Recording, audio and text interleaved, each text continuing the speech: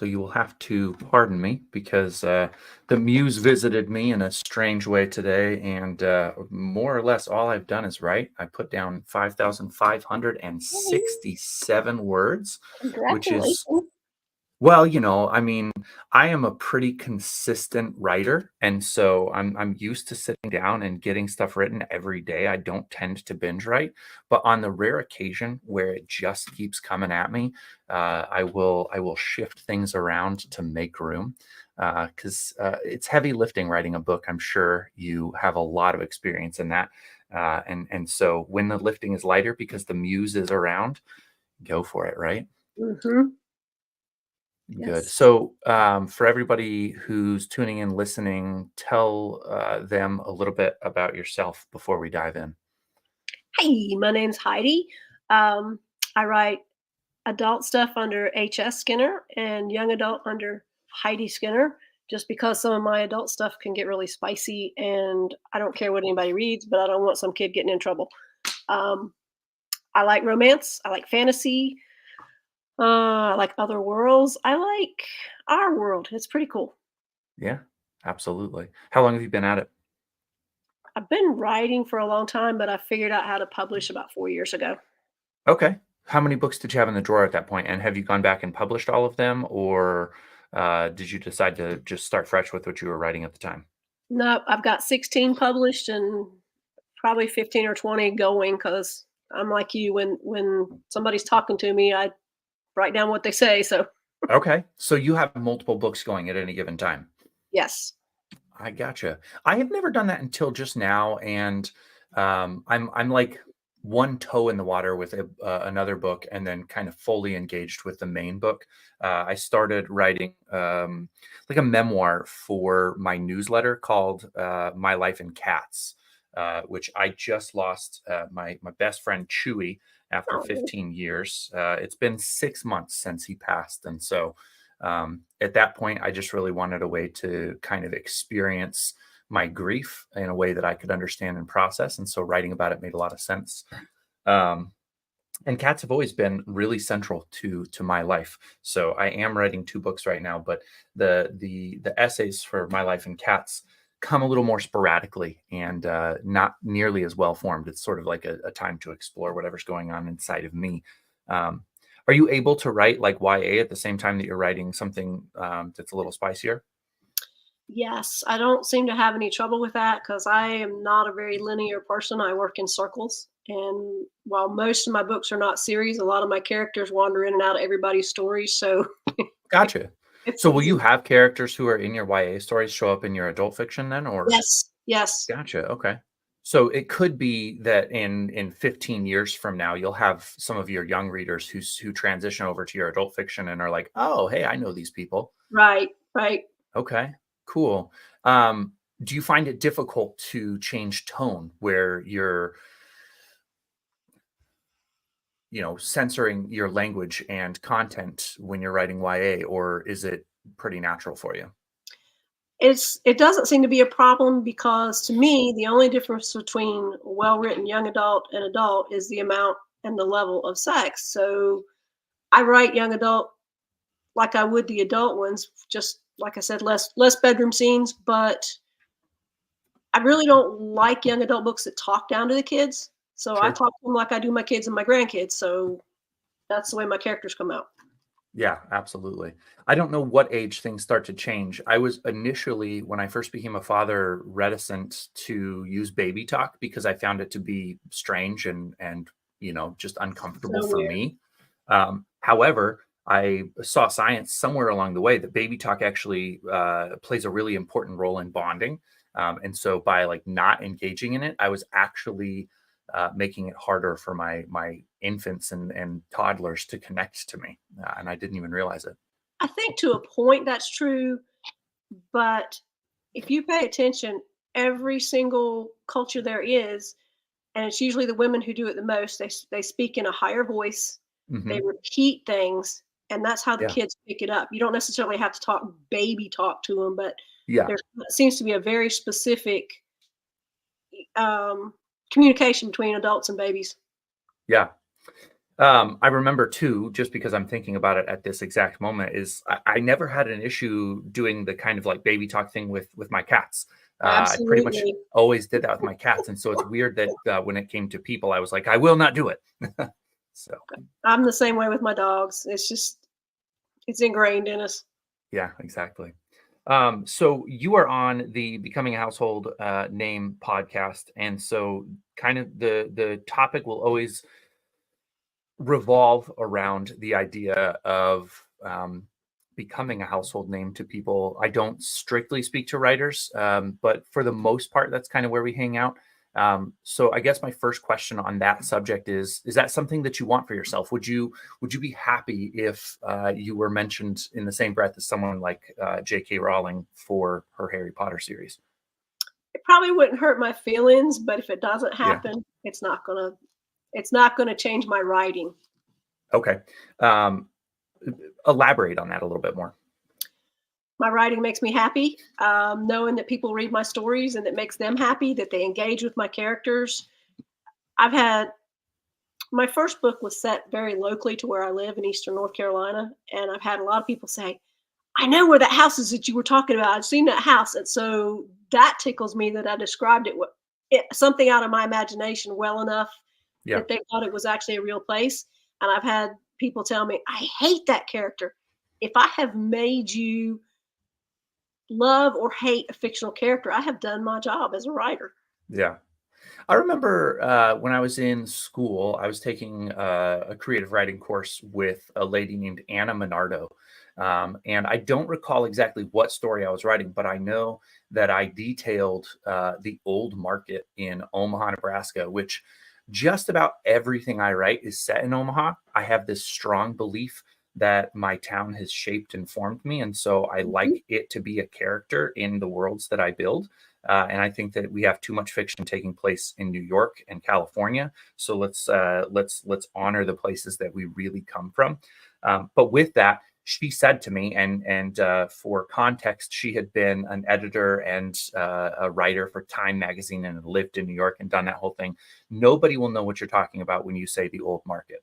Um, on its face, she's absolutely right. It's my job to really lay down the context and the setting to make that not a problem for the reader. But I think that her implication was that Omaha is not important enough for serious fiction, and that continues to bother me. I think that she's dead wrong.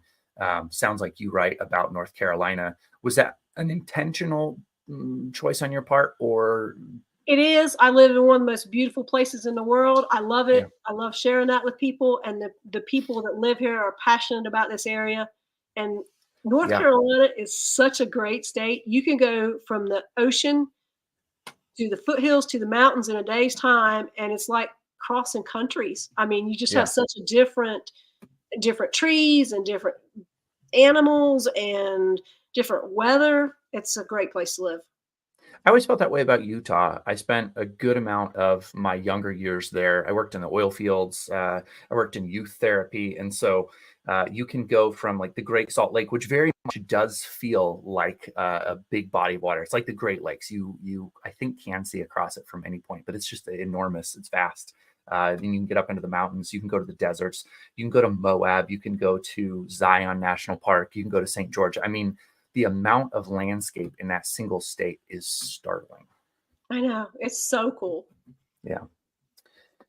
So with your books, you said you don't necessarily like you wouldn't be hurt if you weren't a household name. I have to ask, more readers feel more better, or what's your level of engagement with the number of people that are consuming your stories? More readers would be better, but I don't want to be so famous that it interrupts my life and I have to watch everything I say and do and worry about Yeah, eyes on me all the time. That I don't want to be that famous, but gotcha. more books would be better. So when you say interferes with your life, there's a couple of ways of thinking about this. And I think that this stuff fascinates me a lot is for me, I view my writing as my life. And Mhm. so I want people to interfere with it. I actually want people to be all up in my business. Now, like I know careful what you wish for, but I like the idea personally. That's where I land on this subject, and it wouldn't make sense to have a podcast with this title if I didn't. But it's interesting to me. What is my life like? What is outside of writing for you? I work full time at a garden center. I've been there more than 30 years. I've got a huge family. We do a lot of stuff together, a lot of meals and board games and hiking and boating and stuff that we all enjoy together. I love cooking for them. Gotcha. So, like between working at the garden center and entertaining family and just enjoying a little bit of leisure, you wouldn't want to lose that to Right. your writing. I gotcha. I gotcha. Why go with a publicist? I'm kind of curious about that. Why get a publicist if you don't want it to take off and compete for the spotlight? Um, I I sell most of my books locally, and most of my people know Mhm. me. But I would like to get them out to a larger audience. It would help to make a little bit of money, enough to actually pay for the books. But Mhm. um, I'm just trying. Sure. I'm trying to do everything, and it's hard as an indie author, and I don't really do well at marketing, so I need a little bit of help with that. Yeah. Do you feel like you would back off if the book started to take off and they were looking for your time and your energy? Would you uh, push the brake pedal and step back, or what would happen for you?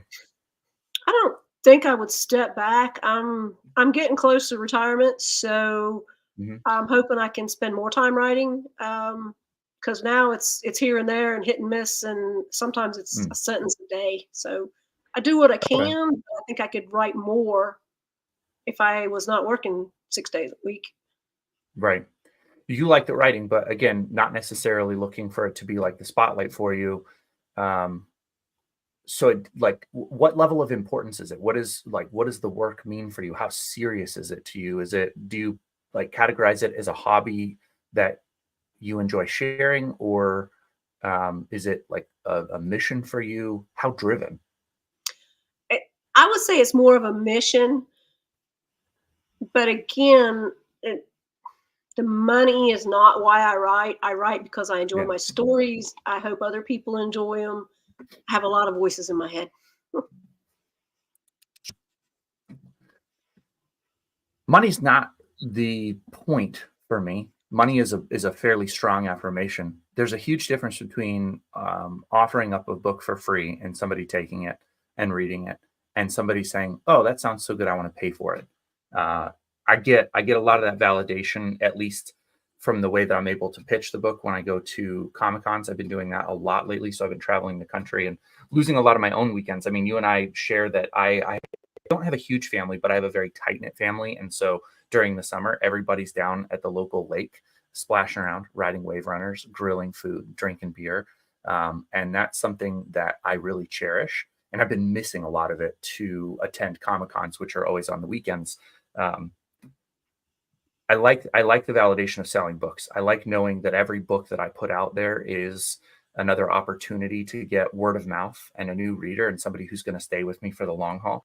Um, and I ask myself a lot of times, like, do I want to keep doing this, or you know, do I want to shift away from it? I know my answer, and yet I still have a conflict frequently where I'm just like, wow, this is really hard. This takes a lot of energy, effort, time, and yet with all of that, I really don't have a vast readership yet by any means.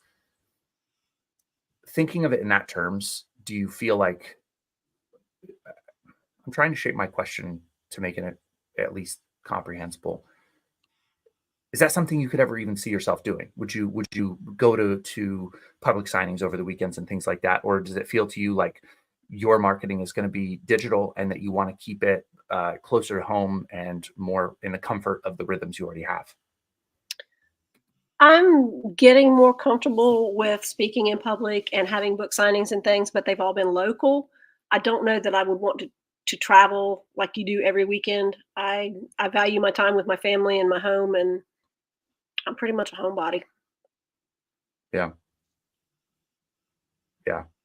I think there was a time, it's getting further away from current, but there was a time when you could get picked up by one of the publishers and your primary responsibility, especially as a romance writer, is to just crank out the next book. Like they're going to put you in the grocery stores. There's always those racks of books in the grocery stores, and romance readers are prolific.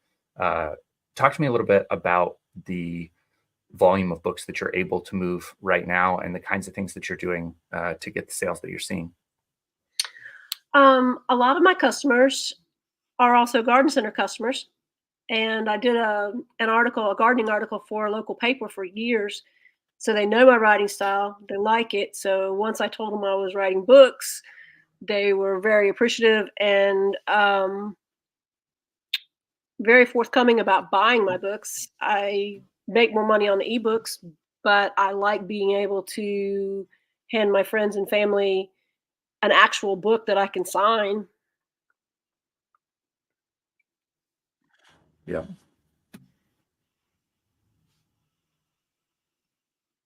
I may have just lost volume with you. I heard an actual book I can sign. Did you say anything after that? There may be a little lag in our video too. I'm not sure. Just a little bit of a No, lag, I but I just did heard not that. say So anything else. yeah. Okay. Are you doing your printing through KDP? Yes. And then what's your process like in designing? Are you paying anybody to do formatting, cover design, um, process I do from the moment that you start writing the book until you hit the publish button? I do my own covers. The ones that I can't use my photos for, I use Canva. I really like that. I use Vellum for formatting because I am not a computer wizard, and that's just something that wastes more time for me than is feasible. Um, Yeah.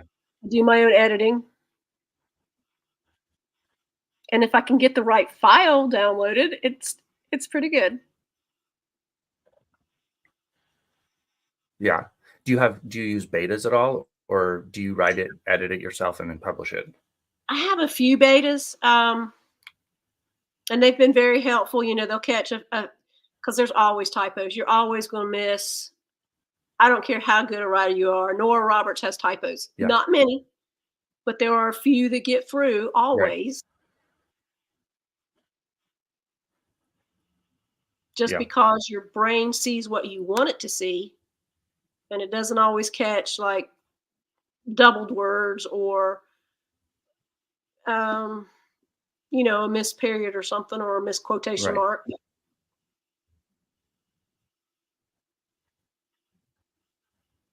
Gotcha. Have you ever submitted your work for publication with any like traditional publishers, or did you just kind of figure self publish? I have. I tried several of my books, and they either weren't interested in what I was writing at the time or dropped 50,000 words. And I don't write that way. There's nothing that I can take out of my stories, especially 50,000 words, and have it make sense. Gotcha. Yeah, it's a process. So you don't tend to write and then like do any kind of cutting or anything like that. You typically feel like, is it a first draft is ready to go, or I mean, how many drafts would you say you go between starting and publishing? I usually write the story and then I'll go back, let it simmer a little bit and go back and read it and try to find any plot holes, do my editing as I'm writing. I've tried just typing. I can't do that. It has to be right when I type it, or my brain won't let me go to the next part. Ah, yeah. I've made some slight adjustments in that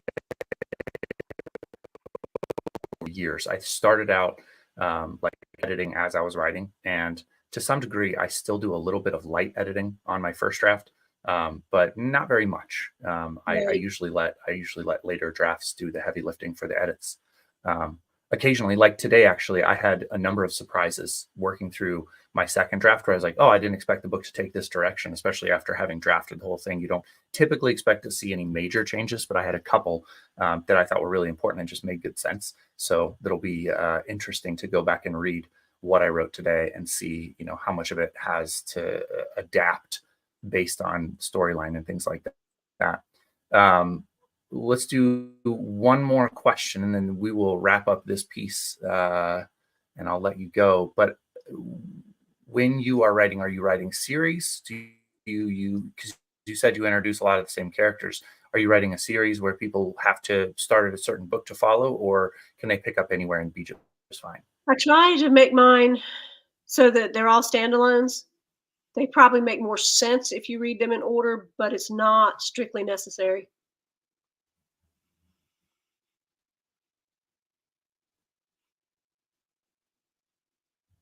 Gotcha. Very cool. Okay.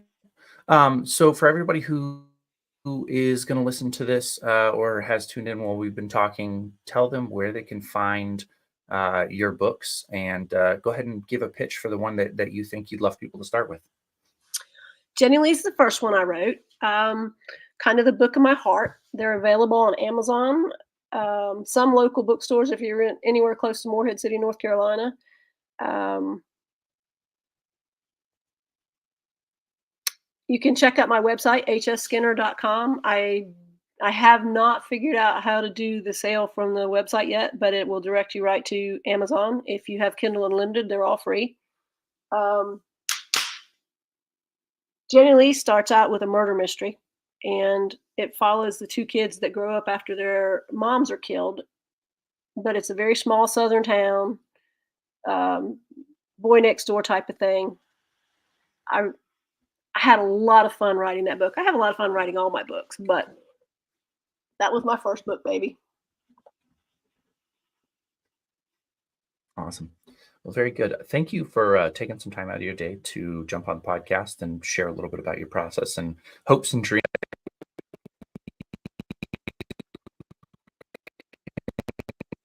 ahead, and wrap it up here. So really, really appreciate your time, and I look forward to staying connected with you. Thank you so much, and good luck with your own books. Thank you, Heidi. Really appreciate it. You too. You have a great day. You too.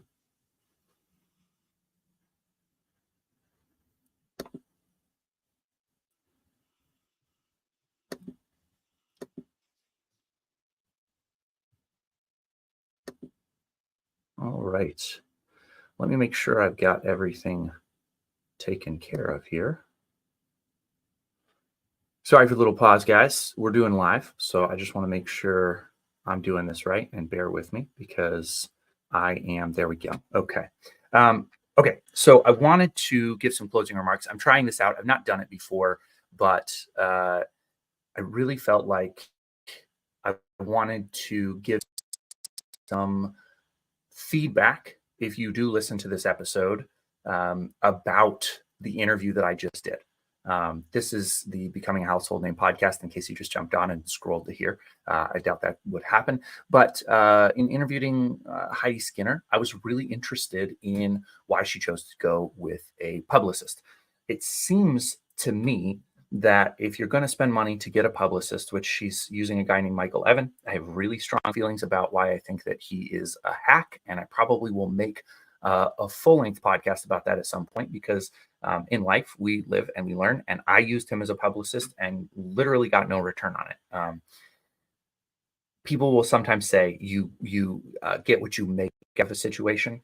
In this case, that is not true. He has his own Facebook group, and that is what he calls publicity. So you can pay several hundreds of dollars to the group, and you're allowed to do like a group takeover, and you can ask questions and get the community engaged. The only issue is everybody in that group is a writer, and everybody else is hoping that other people, this kind of predatory sharks in the water, chum, bloody, mess, and not a whole lot of action for it. And more importantly, Mike, the publicity outside of that particular event, that's the only one you have any control over. Everything else is supposed to be interviews that he lines up for you, appearances that he lines up for you, and things that he has connections in the industry. Confront him on that. So that'll be fun. Maybe we'll do like a Jerry Springer version of that, and say, hey, listen, why in the world do you charge people for one group takeover that lasts an hour? So more to come on that. But I do find it interesting that I've had a number of guests on the show who have been with Michael. And in this particular case, I'm wondering, like, is he preying on people who are not clear on what they want to achieve? Because you might think that you're getting enough household name if your goal is to just sort of write and sell a few more books. Maybe it feels like a worthwhile expense of your time and money. I've had some conversations in back channels, and I don't think that that's the case. I really don't think that people are getting value out of it. And so here's a caution from me to you. If you want to sell more books, it can be really easy to listen to other people promising you the world. And I would be the last person to ever tell you that something's too good to be true. I have run into a few things in my life that seemed too good to be true, but actually were true. If I had said no to those opportunities, I wouldn't be where I am today.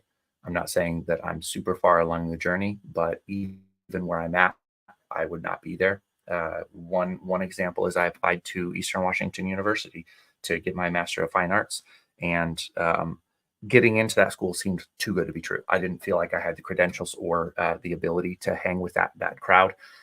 And after not hearing from them and having just 2 schools left to hear from, I sent an email to Natalie Kush, who was the director at that time, and she, because I asked, I was admitted into the program. So sometimes these things that you think won't work out do work out. I reached out to Stephen Pressfield and asked him to be a guest on this podcast with no reason to believe that he would give me his time or energy at his level of fame compared to mine. But as you all hopefully know, Stephen Pressfield was podcast. So I will never say that because something seems too good to be true, it is. However, I would say that when something seems too good to be true, it's really good to do your research, and it's good to prepare yourself for failure. And in cases like with Michael Evan and his Facebook group, his public relations, his PR marketing type of thing, I would highly discourage you from jumping into that. So if you like the sound of this interview, definitely give a read to Heidi's books. I guess my closing remark on what she was talking about is please just pay for an editor. Make sure that you have a few editors. The world deserves the best possible books that it can get. But it's somewhat of a moot point if you're not willing to bust your ass marketing and getting out there and sacrificing your weekends, because no one finds your books by accident. Until next time. Until next time.